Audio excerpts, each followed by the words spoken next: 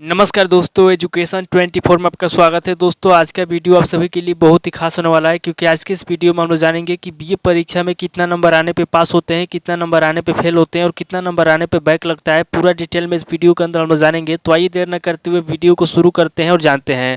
दोस्तों, सबसे पहले हम लोग ये जानेंगे कि बीए परीक्षा में अगर पास होना है तो बीए परीक्षा में पास होने के लिए कितना नंबर लाना होगा। तो दोस्तों, मैं आपको बता दूँ कि अगर आप बीए परीक्षा में पास होना चाहते हैं तो बीए परीक्षा में पास होने के लिए आपको 100% में से 36% नंबर लाना होगा। यानी कि अगर आपका 100 नंबर का पेपर होता है तो आपको पास होने के लिए 100 में से 36 नंबर लाना होगा। अगर आपका 80 नंबर का पेपर होता है तो आपको पास होने के लिए 80 में से 29 नंबर लाना होगा। अगर आपका 75 नंबर का पेपर होता है तो आपको पास होने के लिए 75 में 27 नंबर लाना होगा। और अगर आपका 60 नंबर का पेपर होता है तो आपको पास होने के लिए 60 में से 22 नंबर लाना होगा।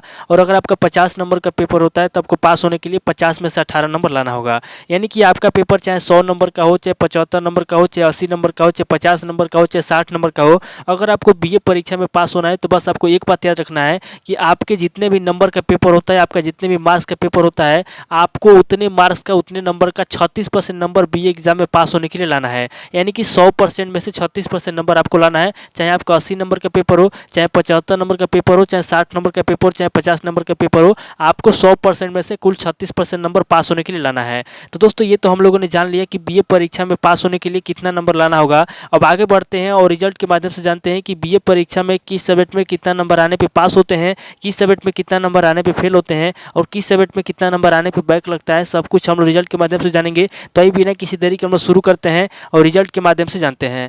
यहाँ पे आप देख सकते हैं, आपके सामने पहला रिजल्ट आया है। यहाँ पे आप देख सकते हैं कि आपका 3 सब्जेक्ट का पेपर हुआ है, पॉलिटिकल साइंस, सोशोलॉजी और ज्योग्राफी। यहाँ पे आपका फर्स्ट सेमेस्टर, सेकेंड सेमेस्टर दोनों सेमेस्टर में आपका 100 नंबर का पेपर हुआ है। और ज्योग्राफी के अंदर आपका फर्स्ट सेमेस्टर, सेकेंड सेमेस्टर दोनों सेमेस्टर में आपका 75-75 नंबर का पेपर हुआ है। यानी कि आपका जो पॉलिटिकल साइंस है और जो सोशोलॉजी है, यहाँ पे आपका पॉलिटिकल साइंस और सोशोलॉजी के अंदर आपका दोनों सेमेस्टर में 100 नंबर का पेपर हुआ है। और ज्योग्राफी के अंदर आपका जो है कि फर्स्ट सेमेस्टर, सेकेंड सेमेस्टर दोनों सेमेस्टर में आपका 75-75 नंबर का पेपर हुआ है। और यहाँ पे आपका 50 नंबर का प्रैक्टिकल हुआ है। तो यहाँ पे दोस्तों पॉलिटिकल साइंस की बात की जाए तो यहाँ पे आप देख सकते हैं कि पॉलिटिकल साइंस के अंदर आपका फर्स्ट सेमेस्टर में 100 में से 52 नंबर आया है और सेकेंड सेमेस्टर में 100 में से 74 नंबर आया है। यानी कि पॉलिटिकल साइंस के अंदर आपका फर्स्ट सेमेस्टर, सेकेंड सेमेस्टर दोनों सेमेस्टर में पासिंग नंबर आया है, क्योंकि दोनों सेमेस्टर में आपका 36 नंबर से ऊपर आया है। अब सोशोलॉजी की बात की जाए तो यहाँ पे आप देख सकते हैं कि सोशोलॉजी के अंदर आपका फर्स्ट सेमेस्टर में 100 में से 8 नंबर आया है और सेकेंड सेमेस्टर में 100 में से 52 नंबर आया है। यानी कि सोशोलॉजी के अंदर आपका फर्स्ट सेमेस्टर में पासिंग नंबर नहीं आया है, क्योंकि फर्स्ट सेमेस्टर में आपका 36 नंबर से कम आया है। और सेकेंड सेमेस्टर में आपका पासिंग नंबर आया है, क्योंकि सेकेंड सेमेस्टर में आपका 36 नंबर से ऊपर आया है।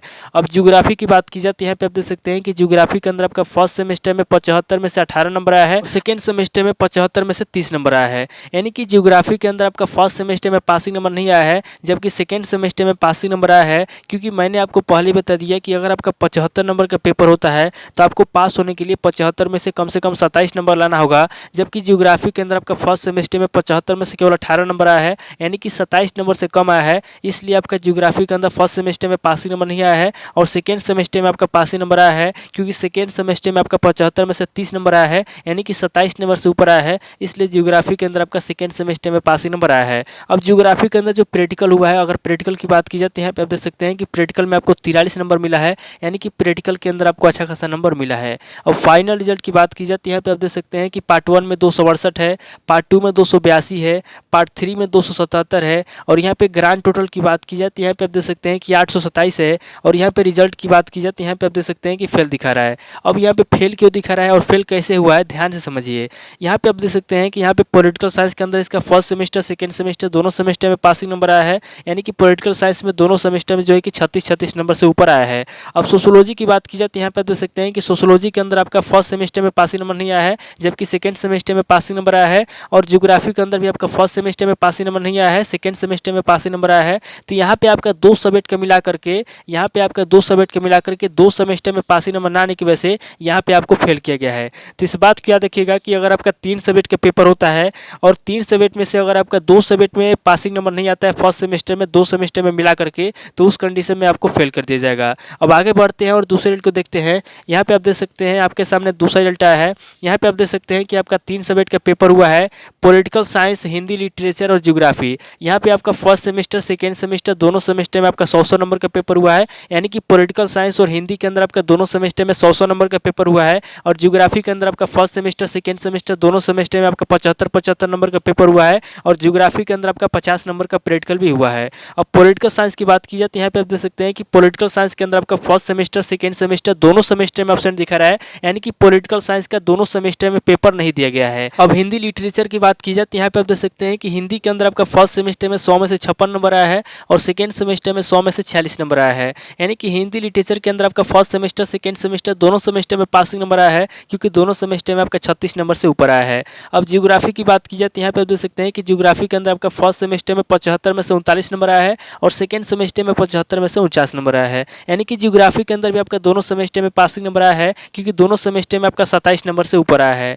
अब ज्योग्राफी के अंदर जो प्रैक्टिकल हुआ, अगर प्रैक्टिकल की बात की जाए तो यहाँ पे आप देख सकते हैं कि प्रैक्टिकल के अंदर ऑप्शन दिखा रहा है, यानी कि ज्योग्राफी का प्रैक्टिकल नहीं दिया गया है। और फाइनल रिजल्ट की बात की जाए तो यहाँ पे आप देख सकते हैं कि पार्ट 1 में 277 है, पार्ट 2 में 279 है, पार्ट 3 में 190 है और यहाँ पे ग्रांड टोटल की बात की जाए तो यहाँ पे आप देख सकते हैं कि 746 है और यहाँ पे रिजल्ट की बात की जाए तो यहाँ पे आप देख सकते हैं कि फेल दिखा रहा है। अब यहाँ पे फेल क्यों दिखा रहा है और फेल कैसे हुआ है ध्यान समझिए।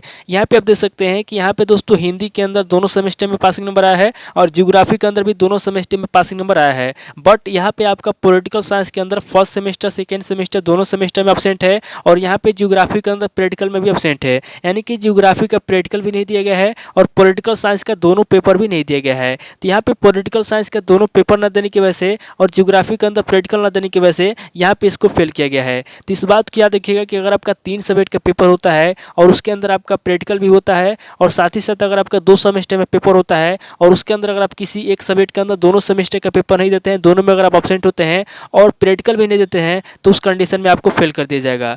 अब आगे बढ़ते हैं और तीसरे रिजल्ट को देखते हैं। यहाँ पे आप देख सकते हैं आपके सामने तीसरा रिजल्ट आया है।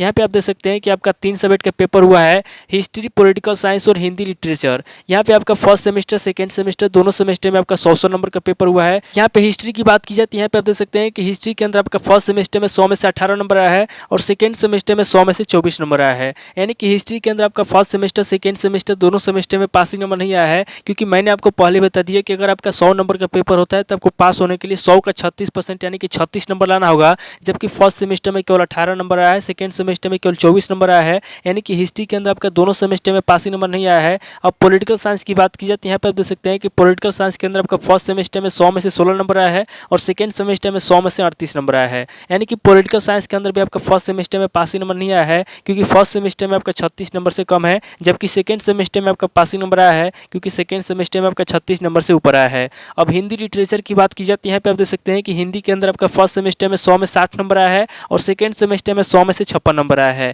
यानी कि हिंदी लिटरेचर के अंदर आपका दोनों सेमेस्टर में पासिंग नंबर आया है, क्योंकि दोनों सेमेस्टर में आपका 36 नंबर से ऊपर आया है। और फाइनल रिजल्ट की बात की जाए तो यहाँ पे आप देख सकते हैं कि पार्ट 1 में 255 है, पार्ट 2 में 258 है, पार्ट 3 में 212 है और यहाँ पे ग्रांड टोटल की बात की जाए तो यहाँ पे आप देख सकते हैं कि 725 है और यहाँ पे रिजल्ट की बात की जाए तो यहाँ पे आप देख सकते हैं कि फेल दिखा रहा है। अब यहाँ पे फेल क्यों दिखा रहा है और फेल कैसे हुआ है ध्यान समझिए। यहाँ पे आप देख सकते हैं कि यहाँ पे आपका हिंदी के अंदर दोनों सेमेस्टर में पासिंग नंबर आया है और पॉलिटिकल साइंस के अंदर केवल सेकेंड सेमेस्टर में पासिंग नंबर आया है, यानी कि 2 सब्जेक्ट का मिला करके केवल 3 सेमेस्टर में पासिंग नंबर आया है, बाकी आपका 2 सब्जेक्ट के अंदर 3 सेमेस्टर में पासिंग नंबर नहीं आया है, यानी कि हिस्ट्री के अंदर फर्स्ट सेमेस्टर सेकेंड सेमेस्टर में पासिंग नंबर नहीं आया है और पॉलिटिकल साइंस के अंदर फर्स्ट सेमेस्टर में पासिंग नंबर नहीं आया है। तो 2 सब्जेक्ट का मिला करके 3 सेमेस्टर में पासिंग नंबर नहीं आया है, तो यहाँ पे आपका 2 सब्जेक्ट का मिला करके 3 सेमेस्टर में पासिंग नंबर ना आने की वजह से यहाँ पे इसको फेल किया गया है। तो इस बात की याद रखिएगा कि अगर आपका 3 सब्जेक्ट का पेपर होता है और उसमें से आपका 2 सब्जेक्ट का मिला करके अगर आपका 3 सेमेस्टर में पासिंग नंबर नहीं आता है तो उस कंडीशन में आपको फेल कर दिया जाएगा।